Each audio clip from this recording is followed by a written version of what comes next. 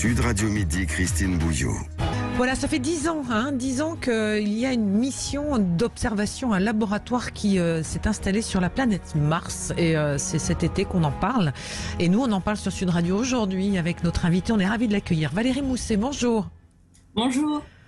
Chef des opérations MSL Curiosity au CNES. Vous êtes est-ce que vous êtes la cheftaine du robot Curiosity quelque part? Ou de la mission qui lui est confiée? Alors, le chef de la mission, c'est bien évidemment la NASA. On est une participation à ce très beau projet qui est sur Mars depuis bientôt 10 ans. Et moi, je suis responsable de la participation française à ce projet MSL. Alors, on revient un petit peu en arrière. À quel moment on décide d'envoyer un robot sur Mars? C'est dans les années 2000, un petit peu après.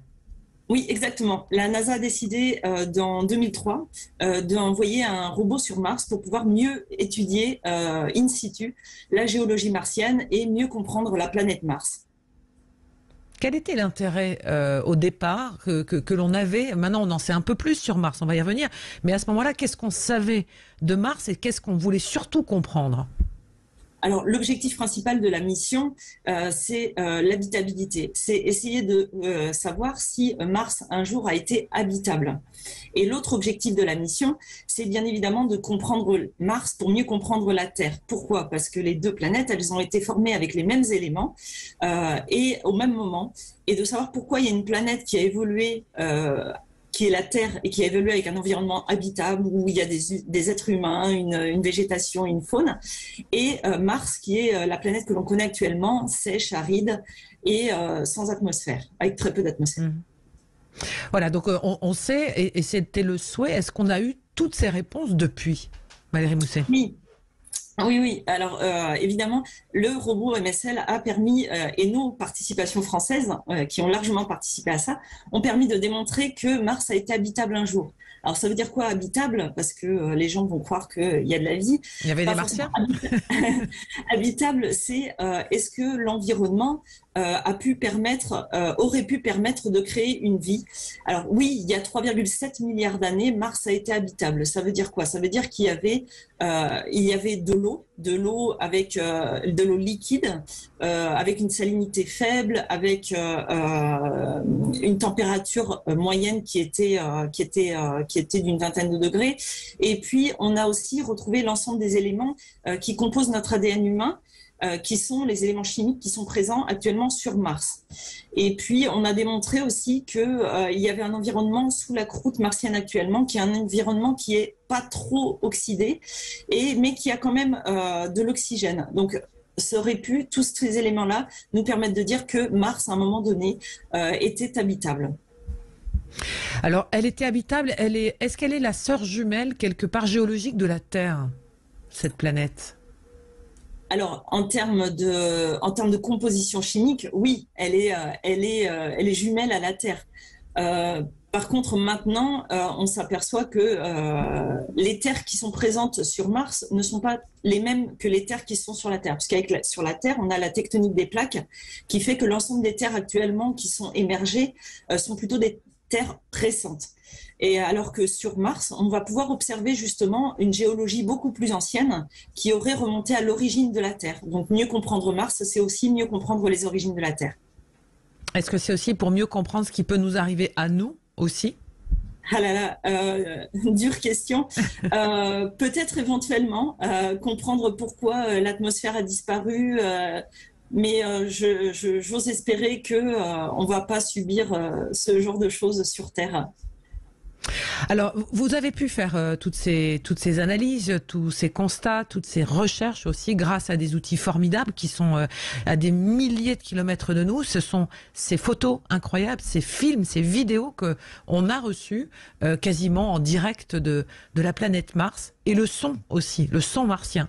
Ce sont des avancées technologiques qui vous ont permis d'avancer.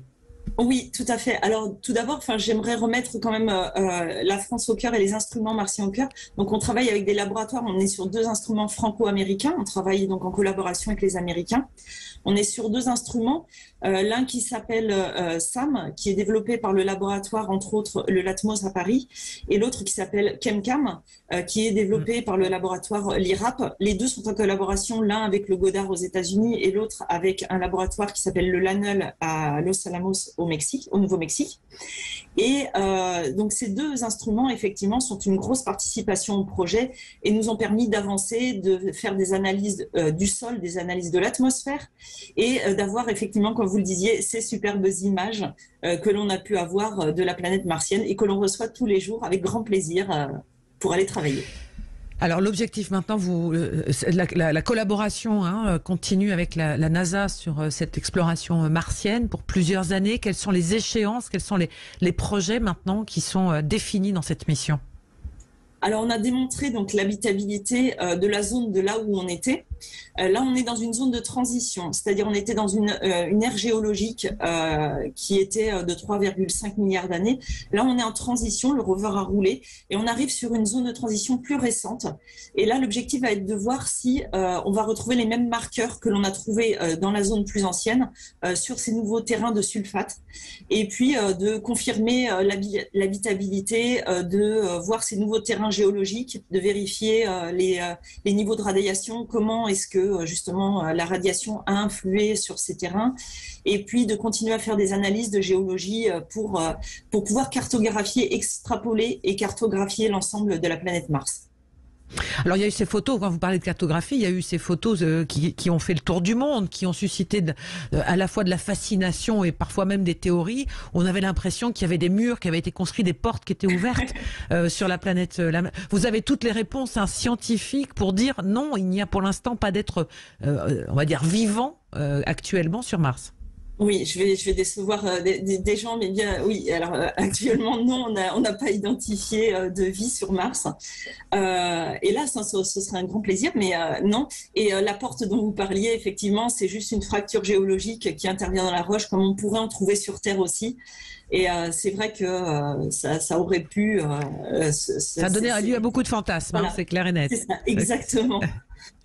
Alors l'autre projet de l'aventure spatiale qui est développé à la fois par l'ESA, par l'Agence spatiale européenne, par le CNES, par la NASA, c'est d'installer une base martienne avec des humains à l'échelle de notre quotidien. C'est programmé pour quand? On le verra de notre vivant, vous pensez, ou pas? Alors, je suis pas extrêmement compétente pour répondre sur ce futur d'habitabilité.